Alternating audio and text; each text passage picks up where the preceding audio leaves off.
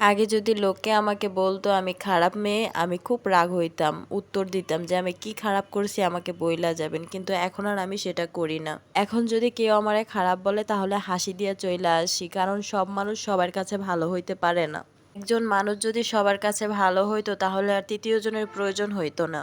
বিশ্বাস করে ঘর বাঁধছি, সেই ঘরই ভাইঙা গেল। এখন আর অবিশ্বাস করব কাকে? যাকে এত বিশ্বাস করলাম সেই মন থেকে দূরে সরায় দিল। তাইলে আর কাকে বিশ্বাস করব বলেন? প্রিয়, ভালোবাসছিলাম তোমারে, তুমি করাইছো অপেক্ষা, কিন্তু আমি চাইছিলাম তোমারে। হাতছাড়ার ভয়ে অনেক অন্যায় আবদারও মাইনা নিছি তোমার, তুমি যা বলছো তাই করছি, জীবনের সবটা তোমারে দিছি। আড়ায়া এখন তুমি বোঝো কি করলাম আমি, কিন্তু সময় থাকতে তোমাকে বলছি, কিন্তু তুমি বোঝো নাই তখন। একটা মেয়ে তখনই হাল ছাইড়া দেয় যখন দেখে তার কোনো মূল্য নেই, তখনই একটা মেয়ে হাল ছাইড়া দেয়। তবে একটা কথা মনে রাখবা, অনেক কষ্টে একটা মেয়ে হাল ছাড়ে। দিনের পর দিন মাইনা গেছি তোমার কথা, ভালোবাসার নামে দিছো শুধু প্রতারণা। জীবন আমি শেষ করতে পারতাম, কিন্তু কি করব বলো, এই পৃথিবীর মায়া যেরকম ছাড়তে পারি না, তার থেকে বড় কথা হলো যে আমাকে জন্ম দিছে তাদের মায়া ছাড়া যায় না। তোমাকে না পাই আমার জীবনে সবচেয়ে বেশি ভালো হয়েছে, তোমাকে পাইলে বোধহয় এতটা ভালো আর এতটা ভালো থাকতে পারতাম না। এখন আমি তোমার যেই রূপ দেখি, এই রূপটা হয়তো তোমার সাথে আমার বিয়ে হওয়ার পর দেখলাম, তবে ভাগ্য ভালো তোমার সাথে যে আমার বিয়েটা হয়নি। তবে একটা কথা কি জানো, যখন শুনি তার ভালোবাসার মানুষকে বিয়ে করে কেউ সুখী হয় নাই, তখন মনে হয় কি খুব ভালো হয়েছে তোমার সাথে আমার জীবনটা বাঁধে নাই। বলে গেছেন, তুমি যদি যাকে ভালোবাসো তাকে যদি না পাও আফসোস করো না, কারণ সে তোমার জীবনের সঠিক লোক ছিল না। কবি এটাও বলে গেছেন, তুমি যাকে ভালোবাসো তাকেই বিয়ে করো, ছেড়ে যায়ও না।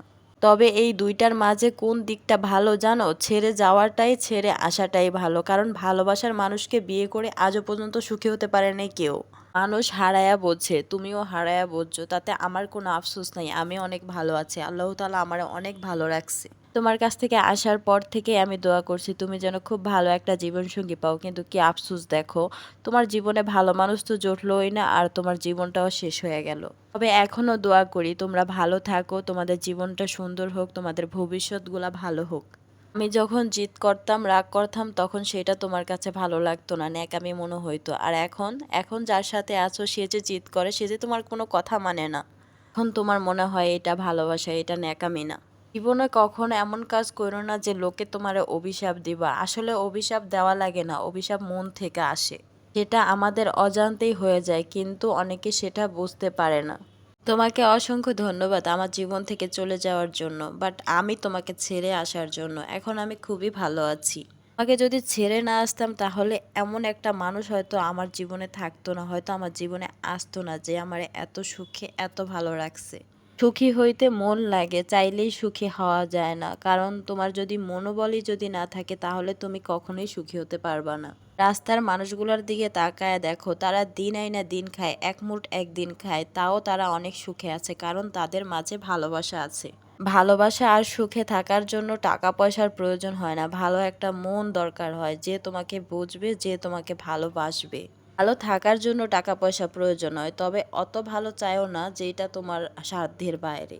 রাত জায়গা স্বপ্ন দেখলে হইব না, স্বপ্নরে বাস্তবায়ন করতে হলে যুদ্ধ করতে হবে, কিভাবে সেটা বাস্তবায়ন করা যায় সেটা নিয়ে লড়তে হবে। এটা তুমি ঘুমায় ঘুমায় দেখো সেটা শুধুই তোমার স্বপ্ন, আর যেই স্বপ্ন তোমারে ঘুমাইতে দেয় না সেটাই হলো তোমার আসল স্বপ্ন।